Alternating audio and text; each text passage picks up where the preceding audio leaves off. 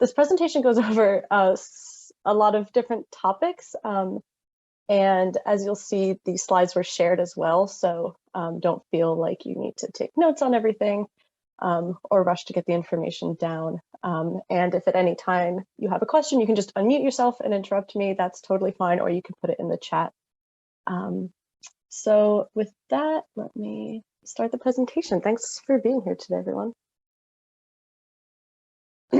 So today we'll be covering some Medicare basics, appeals, and coordination of benefits. And we'll be doing sort of a cursory handling of all of these topics. Oops. So our learning objectives for today are differentiate between Original Medicare and Medicare Advantage, understand improper billing protections, review the Medicare appeals process, and identify how Medicare pays primary or secondary to job-based insurance. So first, let's go over some Medicare basics.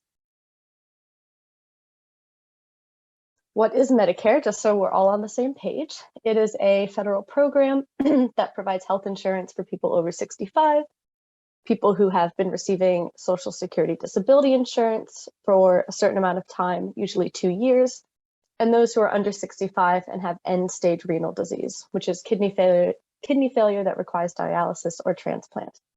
There are no income requirements for Medicare. Medicare sounds very similar to the other program, Medicaid, which does have income requirements, but Medicare does not. And for people who are becoming eligible for Medicare, there are 2 ways that they can choose to receive their benefits. The first is Original Medicare, which is the traditional program through the federal government. And the other option is Medicare Advantage, which describes private plans that work with the federal government to provide Medicare benefits. When we talk about Medicare, you'll hear people refer to the different parts a lot. So we have Part A, which are the hospital inpatient benefits. Part B, like boy, which covers doctor services, outpatient benefits. And then Part D, like dog, which is the prescription drug benefit. And how these different parts come into play is how the different Medicare options cover your benefits. So Original Medicare, someone will have the red, white, and blue card, and it'll have Part A and Part B listed on it. So someone with Original Medicare has coverage for inpatient hospital care and outpatient care. If somebody wants a prescription drug plan, then they have to go and get that through what we call a standalone prescription drug plan, or a PDP. That's a private plan like Humana, United Healthcare, that offers just drug coverage to work with Original Medicare. You might have noticed that Part C was missing from our little alphabet. Part C refers to Medicare Advantage plans. You'll hear people call them Medicare Advantage plans, MA plans, private plans, Part C. There are a lot of different names. And these are plans like HMOs and PPOs that combine the Part A, hospital benefits, Part B, outpatient benefits, and Part D, prescription drug benefits through one plan. So somebody would just have one card that they show to all of those different providers. As I mentioned, these are private insurance companies that contract with the federal government, and it's not a separate benefit. People with a Medicare Advantage plan still have Medicare. It's just being administered through a plan rather than by the federal government. And as we'll go over, there are different considerations for which option might be a better choice for a beneficiary. So let's get into that, Original Medicare and Medicare Advantage. So just a quick overview of Original Medicare and what it covers. As we talked about, it has the hospital insurance and the medical insurance, the Part A and B. And if somebody wants or needs prescription drug coverage, then they would get a standalone Part D plan. Something that you probably hear about a lot is that Original Medicare doesn't cover certain services, such as routine dental care, hearing care, vision. So that's one of the sort of coverage gaps under Original Medicare. In terms of provider access, Original Medicare has no network of providers. And so what this means is that someone can Go to any provider in the US who accepts Medicare and their services will be covered. And most providers throughout the country do accept Medicare. So when we're thinking about original Medicare and provider access, it's, there's a lot of freedom to choose which provider you want to see. Original Medicare doesn't have any referral requirements, meaning you don't have to see your primary care physician in order to then go and see a cardiologist. You can just go straight to the cardiologist without a referral. Original Medicare does not have a limit on out-of-pocket costs, but for beneficiaries for whom, it works with their financial and coverage needs, they can purchase a Medigap policy to cover Medicare cost sharing. Medigaps are supplemental policies also offered by private insurance companies that work with original Medicare. And we'll talk about Medigaps in a moment. Part A costs. We'll just go over this very quickly. I don't need to read out all of the numbers on this screen, but a couple of important things to know. Most people owe no premium for Part A. So you'll hear that referred to as premium-free Part A. If somebody does not have enough work history in the United States, or if they're married and their spouse also doesn't have enough work history, then they'll owe a premium for Part A. There are assistance programs available that can pay for that Part A premium for people who don't have enough work history. But for those who don't qualify for the assistance programs, they would owe a monthly premium for Part A. When somebody enters the hospital, they'll owe a deductible upon being admitted, and that's around $1,500. That's what they would pay out of pocket up front. Then when someone's in the hospital, the first 60 days are covered at $0 per day. And then days 61 to 90, you'll owe a daily coinsurance. And then days 91 to 150 are your, you can start tapping into your lifetime reserve days, and those are much more expensive, $778 per day. And once you use them, they go away. So days 91 to 150 represent these 60 non-renewable lifetime reserve days. If somebody has a covered stay in a skilled nursing facility, the first 20 days are covered at $0 per day. And then days 21 to 100, they owe around $190 per day for that care.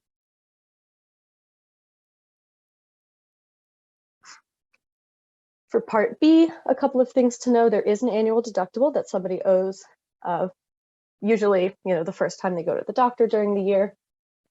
And then there is, of course, the monthly premium, which this year is $170.10.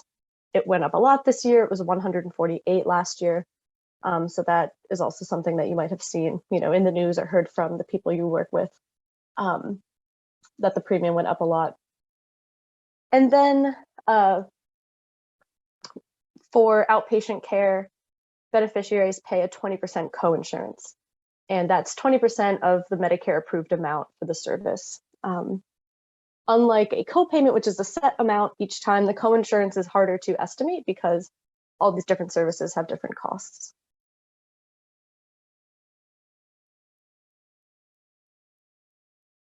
Because of that, or related to that, some people opt to purchase a Medigap policy, which is a supplemental plan that pays for costs after original Medicare pays first.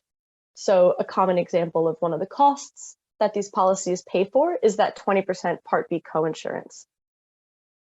These Medigaps do have a monthly premium, ranging probably $100 to $300 a month. In New York City, they're more expensive, but they can be an option for someone if they think perhaps their costs for the year without a Medigap would be more than that cost of the monthly premium. It can kind of work out and save people money or give them a peace of mind that when they go to the doctor, they won't have out-of-pocket costs. But that's not to say that it's an option for everyone. When you're looking at Medigaps, you'll see that there are 10 standardized plans named after letters. They are all pretty much available to anybody except for Plan C or Plan F. Those Medigaps are only available for people who qualified for Medicare before January 1st of 2020.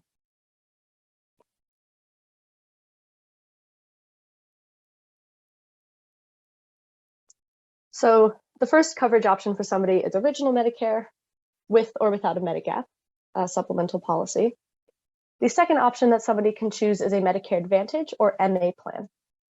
So as we discussed, these MA plans cover the Part A hospital, Part B outpatient, and usually, almost always, the Part D prescription drug benefits under one plan. With Medicare Advantage plans, you hear a lot about supplemental benefits or extra benefits that are covered. Common ones are sort of preventive or very basic dental care, like dental cleanings. A Medicare Advantage plan might pay towards the cost of someone's eyeglasses, but restrictions often apply in terms of the maximum benefit that a plan will pay out or how much it will cover. So one thing to note when you're working with a beneficiary or you see these commercials yourselves on the TV or on buses or the radio, is to always think, I need to contact the plan, or the beneficiary needs to contact the plan to learn more about the specifics of what's covered. Another thing to note about Medicare Advantage plans is provider access. Often Medicare Advantage plans will have a network of providers. If you go to an in-network provider, your costs are lower. If you go out of network, the plan may not pay anything, or it may pay only a small percentage of the cost, leaving the beneficiary with higher out-of-pocket expenses. So when looking into Medicare Advantage plans, one thing to consider is, are the beneficiaries' providers in network? This can be confirmed by calling the plan itself and getting information in writing from them. It can be confirmed by calling the doctor's billing office and making sure that the plans the beneficiary is interested in are accepted by their various providers.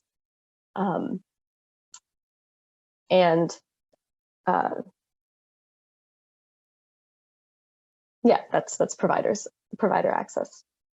For referral requirements, a plan may require that a beneficiary's primary care provider or physician refers them to see a specialist before the plan will pay. This is common with the types of Medicare Advantage plans called HMOs, which are also some of the more common plans that are out there. So again, when a beneficiary is looking into a plan, if there are any rules for how that they must follow for the plan to cover care, they'll want to make note of that, because otherwise they could end up with higher out-of-pocket costs. Medicare Advantage plans do have a limit on the out-of-pocket costs. We call it the maximum out-of-pocket limit, or MOOP. In 2022, that's $7,550 is the maximum out-of-pocket limit that a plan can have, though some plans may have a lower limit. After a beneficiary hits that amount, they owe $0 in cost sharing for covered A and B services for the rest of the year. This limit is very high, but we do see for beneficiaries who have very expensive healthcare needs, maybe they're on dialysis or something like that, some beneficiaries do hit this limit, and then the rest of their care is covered at $0 for the rest of the year.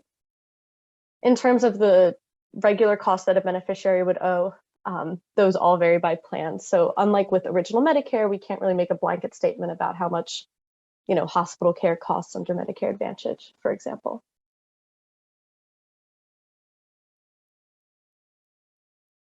So to get a little more granular on this, beneficiaries, regardless of the type of Medicare coverage that they have, generally must pay that Part B premium, the $170.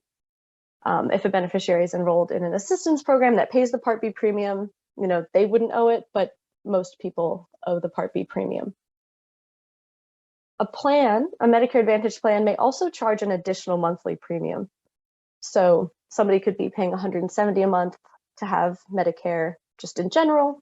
And then if they enroll in a plan that's not, that doesn't have a $0 premium, they might be paying, the plan might have a $15 premium that the beneficiary would also owe. You see a lot of plans advertised as $0 premium plans. That just means they don't charge anything in addition to the $170 that people already owe. A plan may have a deductible. They generally have co-payments for services, so it might be like $30 to see your primary care doctor, $45 to see a specialist, but that really varies by plan. And as we sort of talked about already, somebody might pay more if they go out of network or out of the service area, or if they don't ask the plan's permission to get certain types of care, if they don't get prior authorization for something, or if they don't follow the plan rules, like if the plan requires a referral to see a specialist.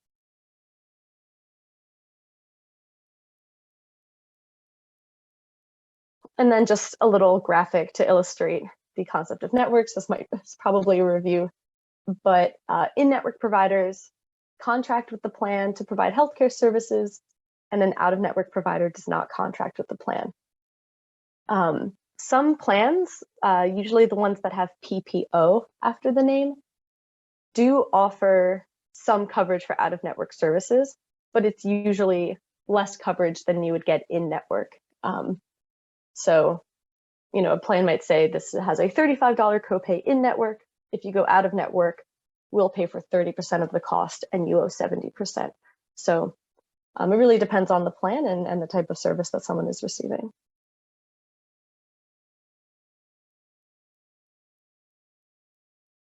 If a beneficiary is enrolled in a Medicare Advantage plan, there are certain protections or rights that they have. So Medicare Advantage plans cannot deny people enrollment based on their prior claims, experience, medical history, genetic information, disability. They cannot create cost-sharing structures to encourage or discourage certain people from enrolling. They cannot promote discrimination or inhibit access to services. Beneficiaries are also protected in the event that they need emergency care. So if somebody is out of network and they need emergency care, their plan will cover the out-of-network emergency care as if the beneficiary were in network. And a plan cannot require that the beneficiary get prior authorization before the plan covers the emergency care. We'll be talking about the appeals process later, but if somebody does get a denial for out-of-network emergency care, they should definitely appeal that because they have the right to have that covered as if it were in network. And then one last thing to note, in the event that Medicare ends its contract with a Medicare Advantage plan, this usually happens if the plan is not following Medicare rules or has been sanctioned. A beneficiary gets a special enrollment period to enroll in a new plan so that they don't go without coverage. And then lastly, a note on Part D, which is the Medicare drug coverage. It covers most outpatient prescription drugs.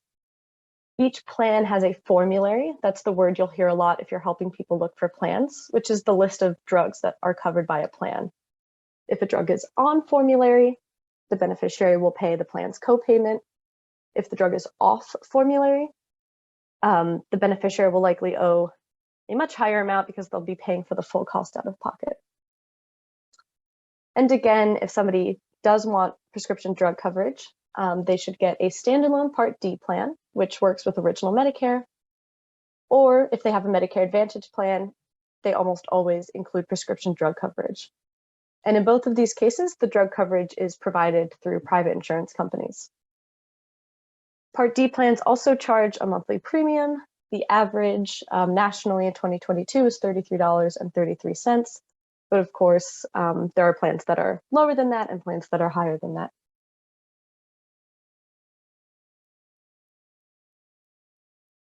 All right, so before I move on to improper billing, I didn't see anything come in the chat, but I'll just take a couple seconds to see if anyone has questions they'd like to ask.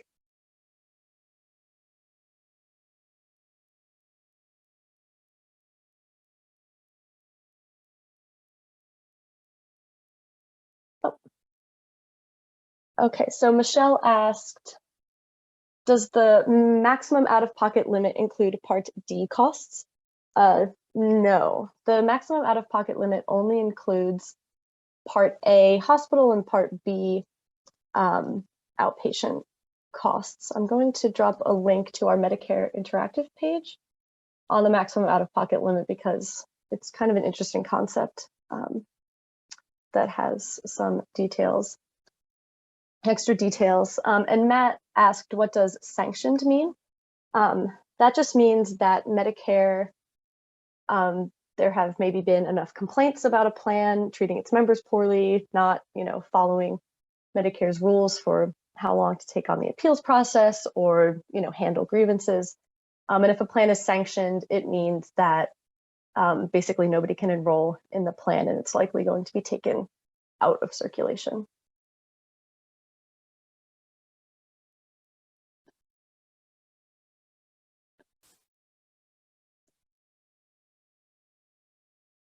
And then Michelle also asked, do people who have Medicare on the basis of disability incur a penalty for not enrolling in Part D?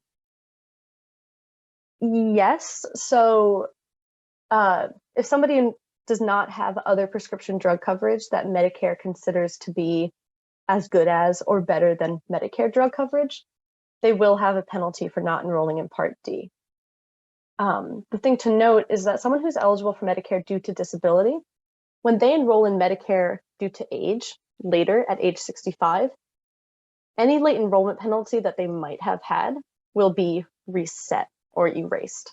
So that could work a couple of ways. Either somebody, maybe never enrolls in Medicare drug coverage while they have Medicare due to disability, but they would want to enroll in drug coverage when they turn 65 because then they would keep incurring a penalty, starting again at age 65. Or if somebody didn't enroll in drug coverage, they have Medicare due to disability, they enroll, 4 or 5 years later after they're eligible, they would have a penalty until they turn 65 and they would owe that penalty. And then 2 more questions. Allison asked, is there a baseline formulary that all Part D plans must cover, but some can include other drugs? That's a great question. There are certain classes or categories of drugs where plans must cover substantially everything in that class.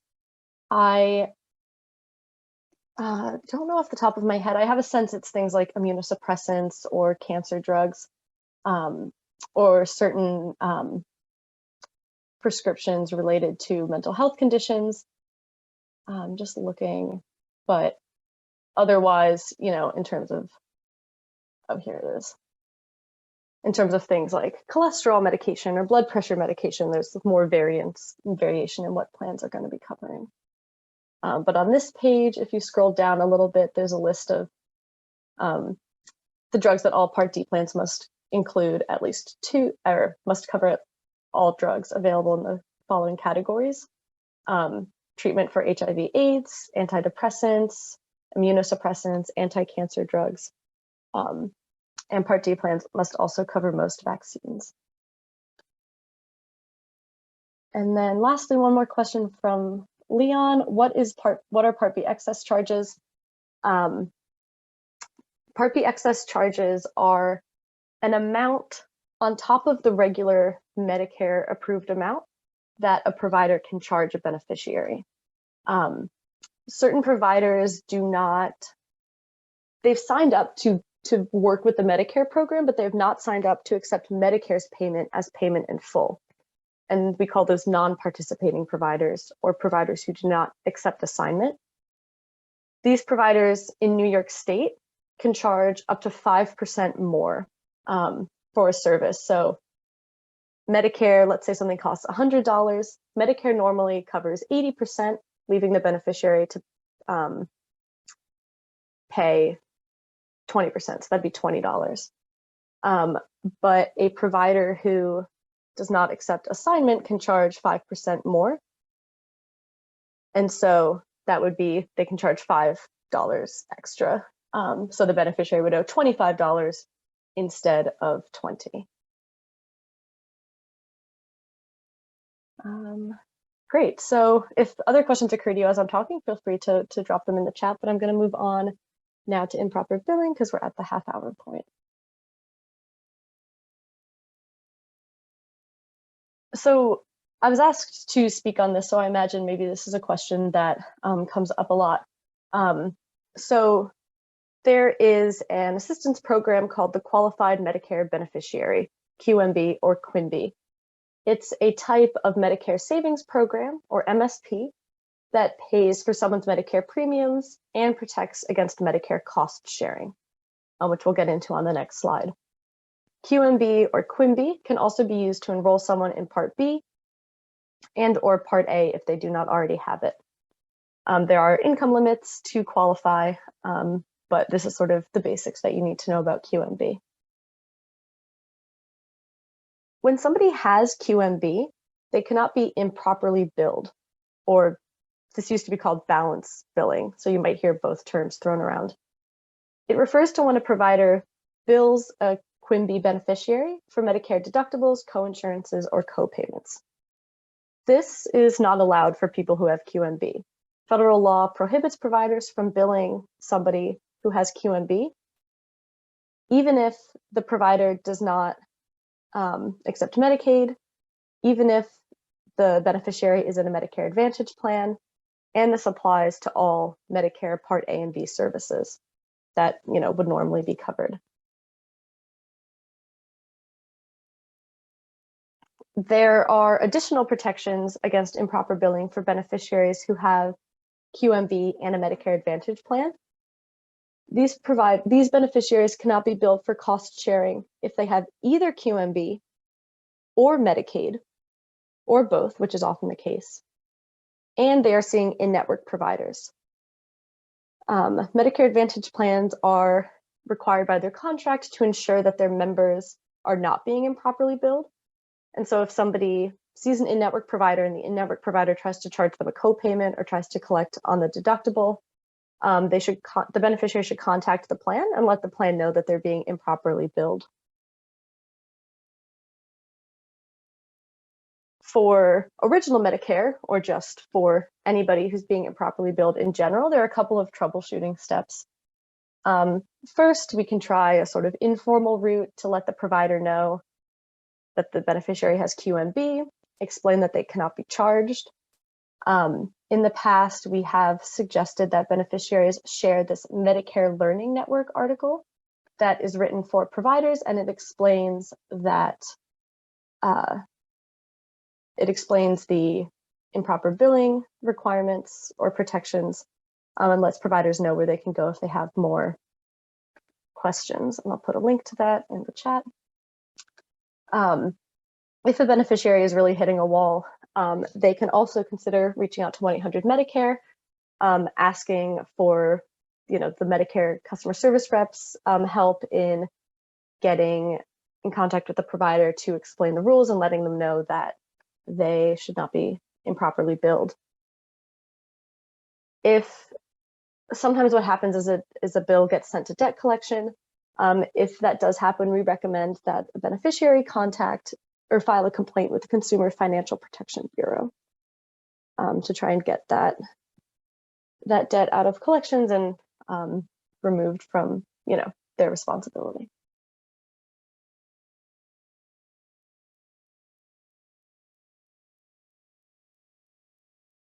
All right, so moving on to Medicare appeals. There is a lot of information on these slides that I'm going to review sort of at a higher level, but because we shared the slides, just know that you have all of this information about timelines and the names of these different entities to refer to. The important thing to keep in mind with Medicare appeals is basically for original Medicare and Medicare Advantage plans, there are systems in place for if a plan or if Medicare denies payment of something, the beneficiary can challenge that decision and ask the plan or ask Medicare to reconsider.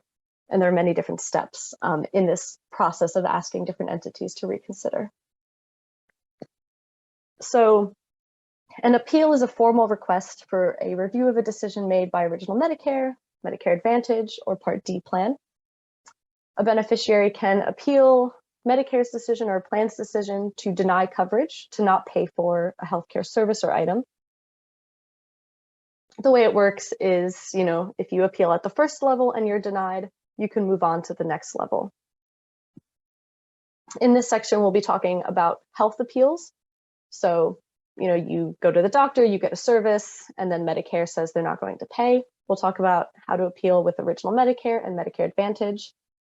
And then we'll also talk about drug appeals, which is if you go to the pharmacy and you find that your plan is not paying for the drug that you need. So I think one of the most common times that when a beneficiary may come to us for help with an appeal is right at the beginning of the process. So it's important to know, how it begins and what sort of notices they'd be receiving. Everything starts with a denial notice, with Medicare saying they won't pay. If a beneficiary has original Medicare, this notice of denial is going to be part of their Medicare summary notice, or MSN. This is a quarterly notice that people with original Medicare receive that lists all the healthcare services they got in the last quarter and whether or not Medicare paid. You'll know Medicare didn't pay because it usually says in one of the columns, did Medicare approve payment? And it might say no, or it might have like Medicare paid $0. And then there's usually a footnote that explains why. And that reason why it was denied is really important to identify, because it will inform what the beneficiary writes in their appeal, what the provider writes in their appeal letter to try and make the case for coverage. If a beneficiary has a Medicare Advantage plan, there's a little more variation in the types of notices they'll be receiving, but they'll usually get something in the mail that indicates that their service was denied. This might be combined with their explanation of benefits, which, like the Medicare summary notice, is a table that shows what services you received, how much the plan paid, whether the plan is paying, and how much you owe. And like with the MSN, the Medicare Advantage denial notice should also have the reason why it was denied.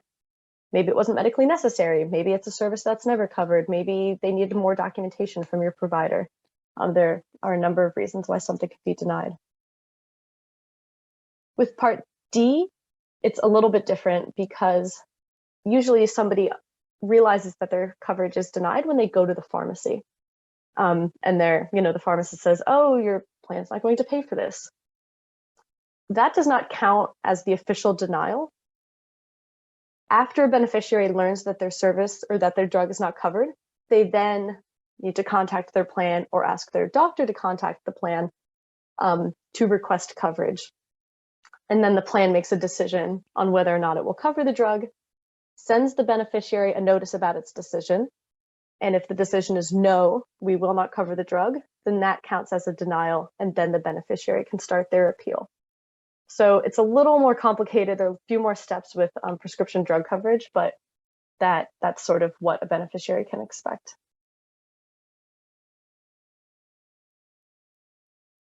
So let's go over original Medicare appeals. A beneficiary can file an appeal if Medicare denied payment because a service was not medically necessary or was experimental, or Medicare denied payment because the service was given too frequently. Those are two reasons we see come up. And it's generally for care that somebody already received. One thing I want to note is before even advising a beneficiary to begin the appeal process, they should check and make sure the denial was not an error. Sometimes there's just an issue on the billing side of things. Maybe the wrong code was used. Maybe the right documentation wasn't sent in. If that's the case, then that can usually be resolved outside of the appeal process, just with the billing department resubmitting the claims. And that can also save a beneficiary a lot of headache from having to go through the appeal process. So we just recommend, before even beginning an appeal, advising the beneficiary to investigate a little bit just to make sure there wasn't an error that is, triggering this denial. So to start an appeal, first, a beneficiary receives their healthcare service or item. Then Medicare sends them the Medicare summary notice that says the service or item was not covered. And if the beneficiary wants to appeal, they'll fill out the shaded gray area on the last page of the Medicare summary notice. And then they should mail a copy to the address indicated on the notice by the date indicated on the last page. We also recommend at this stage that the beneficiary see if they can get a letter from their healthcare provider stating why the service was medically necessary. The reason why we talk about medical necessity so much is because the sort of overarching Medicare coverage rules are that they cover services that are reasonable and medically necessary for the treatment of an injury or illness. And here's the appeal timeline.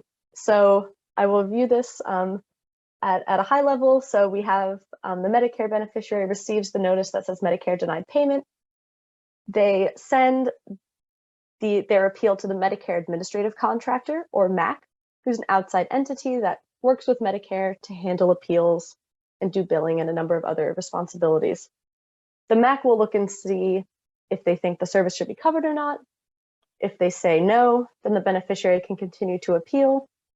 If the Qualified Independent Contractor, or QIC, which is another outside entity, says, you know what, we agree with the MAC, we don't think this should be covered, then the beneficiary can move on yet again to the Office of Medicare Hearings and Appeals, or OMHA, and ask OMHA to review the case and see if they think the care should be covered.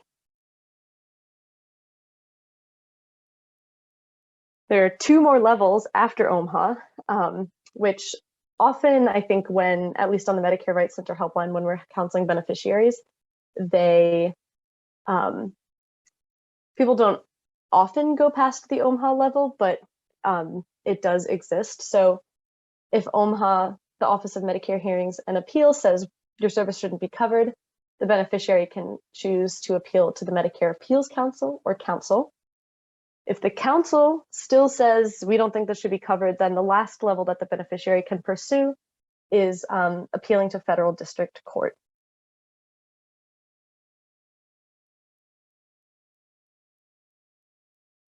One other notice that might come into play here that I want to mention quickly is the advance beneficiary notice, which is an original Medicare notice that a provider gives a beneficiary if they think Medicare will likely deny payment for care that is normally covered. Maybe the beneficiary doesn't meet Medicare's medical necessity requirements. Maybe the provider just has experience and knows that the service is normally denied. If a provider gives a beneficiary an advance beneficiary notice, all that means is that the beneficiary signs it and says, I agree to pay if Medicare denies payment. But even if a beneficiary signs an advance beneficiary notice and Medicare does in fact deny coverage, the beneficiary can still appeal. So I just wanted to point that out, that the ABN does not prevent somebody from being able to follow the appeal process.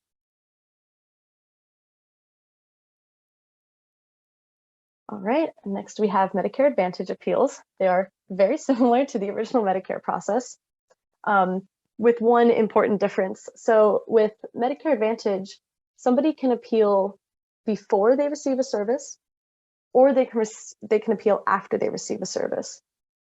So we see pre-service appeals often. The doctor gets in touch with the plan in advance and says, hey, will you cover this? And then if the plan says no, then you would be doing the appeal process in advance of getting the service to try and ensure that you'd have coverage and you can go ahead and get that care. And then post-service appeals are like the ones with original Medicare. It's after you already received a service or item and you're trying to get coverage for that service you received in the past. So to start a pre-service appeal, a beneficiary or their doctor contacts their plan to see if it will cover something before they receive it. If the plan decides not to cover the service or item, they'll send the beneficiary a notice called the Notice of Denial of Medical Coverage. And the beneficiary will then respond to that notice and begin their appeal by sending a letter to their plan's grievances and appeals department that explains why they need the service or item. Like with original Medicare, we definitely recommend asking the doctor to write a letter of support that explains why they need the care, that provides any medical documentation. And as always, we recommend sending copies of letters, copies of documents, not sending originals. In the event that somebody has great need for care, a beneficiary or their doctor can request that the plan process the appeal on an expedited or fast timeline. if the beneficiary's health could be seriously harmed by waiting the standard sort of like 60 days, 120 days for decisions to be made. When a provider requests an expedited appeal, the plan should usually just automatically grant that expedited timeline. So a standard pre-service appeal, somebody receives a denial notice from their plan that care will not be covered. They then ask the plan to reconsider. If the plan reconsiders and still says, no, we will not cover, they will auto-forward the appeal to an outside entity called the Independent Review Entity, or IRE. And the IRE will then look at what the plan says, look at what the beneficiary's appeal letter says, and make their decision. And then, like we talked about with original Medicare, if the IRE says, no, we don't think this care should be covered, the beneficiary can then move on to these further levels of appeal with the Office of Medicare Hearings and Appeals, the Judicial Review, or the Medicare Appeals Council, and the Judicial Review. The expedited pre-service appeal, the same entities are involved, it's just the time frame for responding is much shorter. So the plan would have to reconsider your coverage request within 72 hours and then auto forward it. And then that independent review entity also would only have 72 hours to respond about whether or not coverage should be given for that service or item. Once you get into the higher levels of appeal, the OMHA level and beyond, the expedited time frame falls away, and it just goes with these standard 60 or 90 days to respond.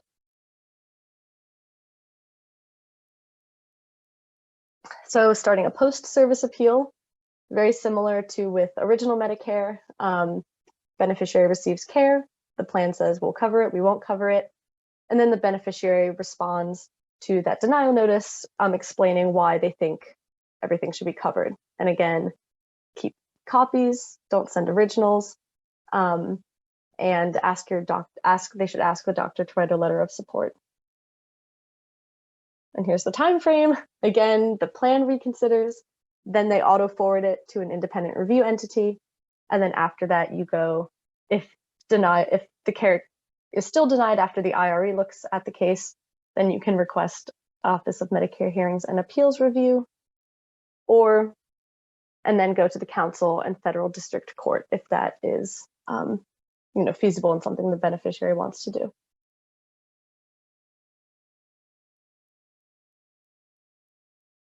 Okay, so we have about 13 minutes left, and I just saw a question in the chat. Oh, really good question. Michelle asks, is the appeal process info included with denial letters? And is there a process for an enrollee to name an authorized representative? So for the first question, no, I don't believe that these denial notices really lay out the full appeals process. From what I've seen, usually the denial notice will just say, if you want to appeal, write a letter and send it to this address, either the Medicare Advantage Plans Appeals Department, if someone has a Medicare Advantage plan, or with original Medicare to that Medicare Administrative Contractor, or MAC, that outside entity.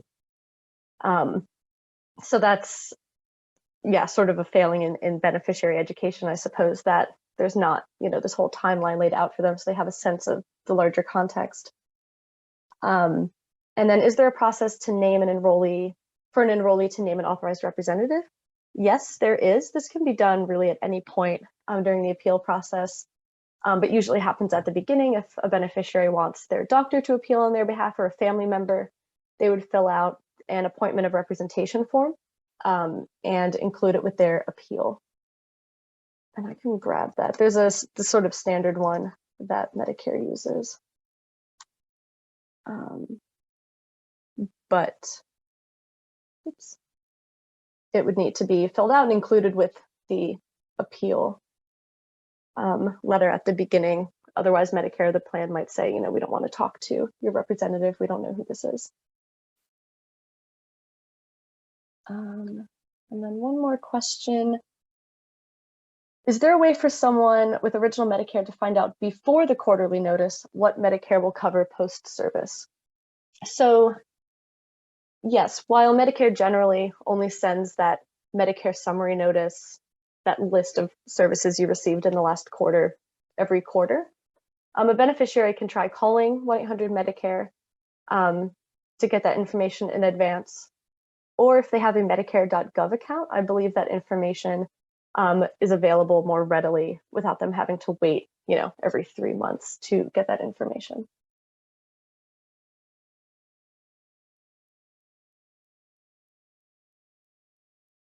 All right, thanks everyone. This next section is very short, so I appreciate your time and your attention so far. I know it's a lot of information. So I wanted to cover the topic of coordination of benefits because a lot of people are continuing to work past age 65, and I think we get a lot of questions about, like, do I need Medicare when I already have other insurance, and how do they work together? So the overarching logic is that when a beneficiary has Medicare and another type of insurance, Medicare is either primary coverage or secondary coverage. As the names imply, primary insurance pays first, pays primary on a claim, and then secondary insurance pays after the primary insurance. It usually pays all or some of the leftover costs, and it can also provide a sort of avenue for getting coverage if your primary insurance says they won't cover something. The secondary insurance has its own coverage rules and will make its own independent decision on whether it will cover the care. Medicare basically has just sort of set rules for different situations and who is primary and who is secondary. There are a lot of types of insurance that someone can have in addition to Medicare, but we're just focusing on insurance based on current work right now. So when is Medicare primary to job-based insurance that you have through current work? The rules are different depending on how someone's eligible for Medicare. So if someone is eligible due to age because they're 65 plus, Medicare is their primary insurance if there are fewer than 20 employees at the company where they or their spouse works. So basically, if you have a small company, the insurance you have through that company is your secondary insurance, and Medicare is your primary insurance. If you are eligible for Medicare due to disability, then the numbers are just a little bit different. Medicare is your primary insurance when there are fewer than 100 employees at the company where the beneficiary, their spouse, or sometimes another family member works. In these cases, the group health plan, the GHP, which we also call job-based insurance, is secondary. When, according to Medicare rules, Medicare is going to be primary to your job-based insurance, you should enroll in Medicare when you're first eligible. This is a question we get a lot. People think, I already have coverage, why do I need Medicare? The answer is that because of Medicare's rules, your job insurance is going to be secondary, and Medicare is going to be primary.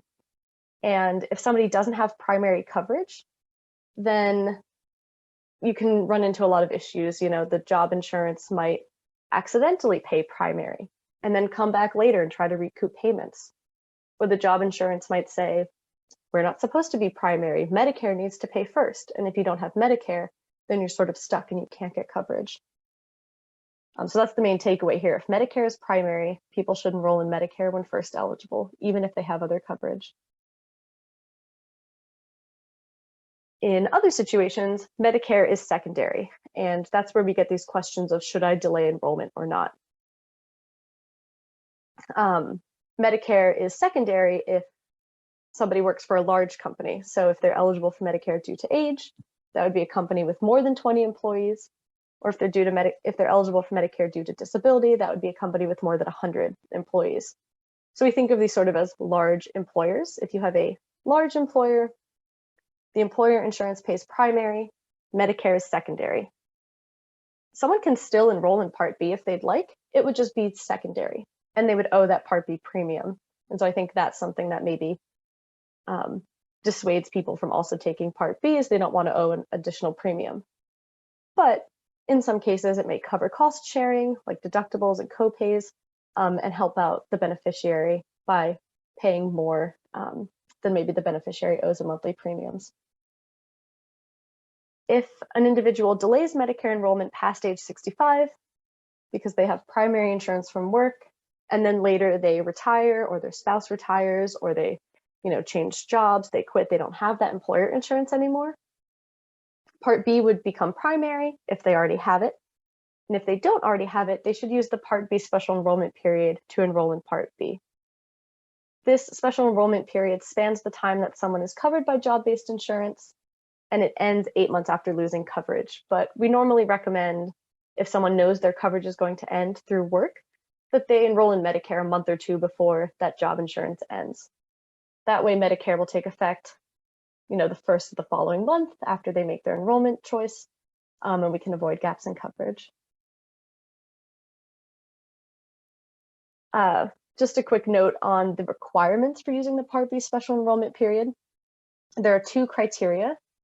First, someone must have insurance from current work, or their spouse's current work, or sometimes a family member's current work if they're eligible due to disability, or they've had such insurance within the past 8 months. And they must have been continuously covered since becoming eligible for Medicare.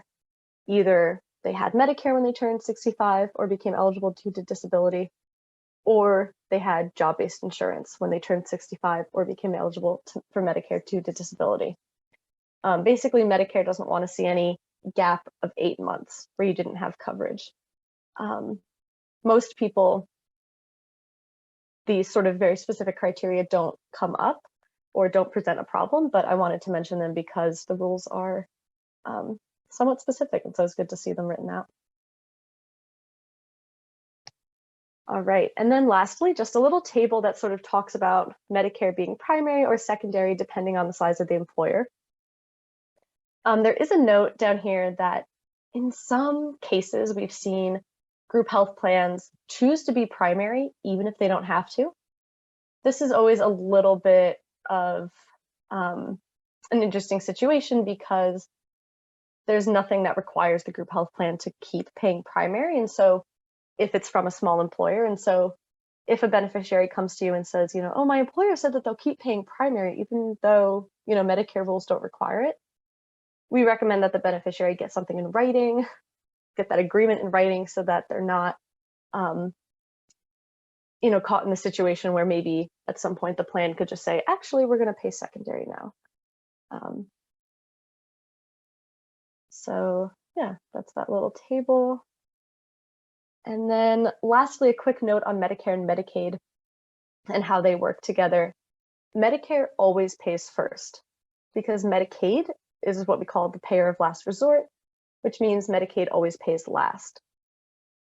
One benefit of having Medicare and Medicaid is that Medicaid may also pay for Medicare excluded services like dental, vision, hearing, transportation.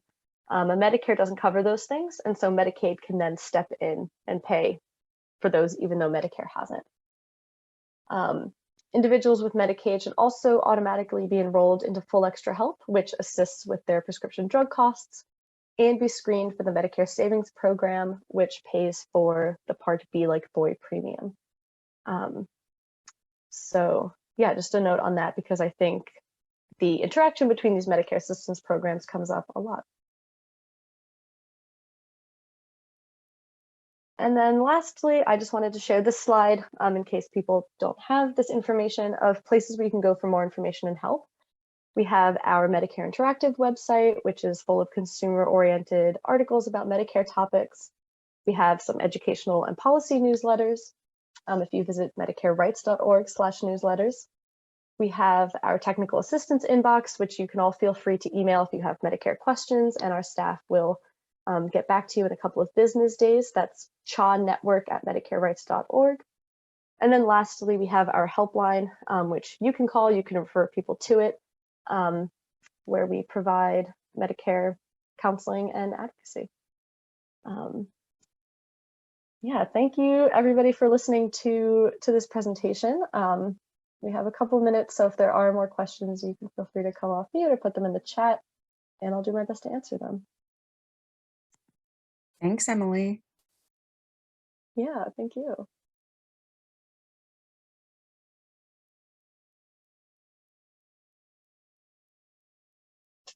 Ooh. Allison asked, does QMB, the Quimby improper billing protection, trump a signed advance beneficiary notice? I will have to look into the answer to that because I'm not sure off the top of my head how that interaction would play out. I don't think I've seen that before. If you want to message me your email address, I'd be happy to follow up.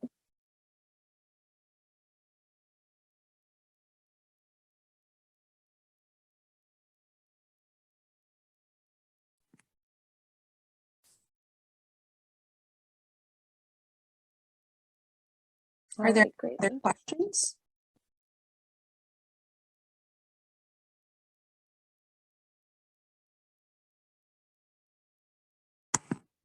Okay, great.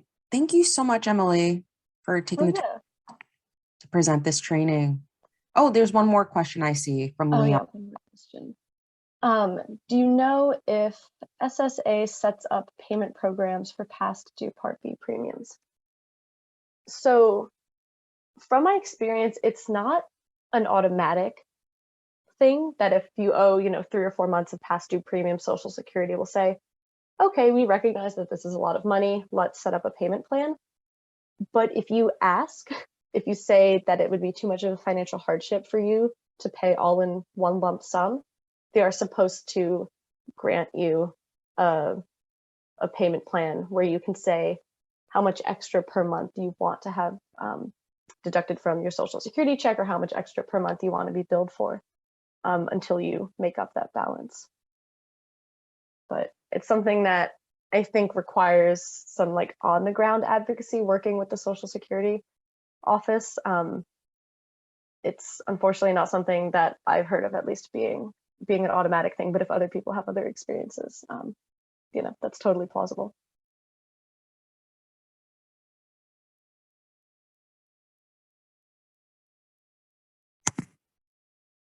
Thanks, Emily. Yeah, you're welcome. Thank you everyone for listening. I know it was a long presentation. I hope you'll have a great day. Thanks for having me here. You too.